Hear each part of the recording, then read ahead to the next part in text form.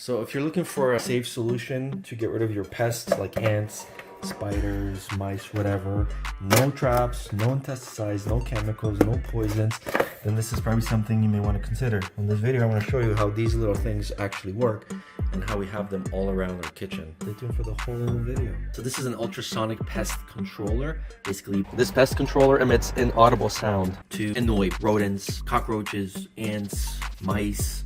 It consumes about 3 to 5 watts each, which is less than an LED light. And you plug these in basically to a regular outlet. Now, I've had bigger versions of this in the basement, and we used to have a house problem, and it works.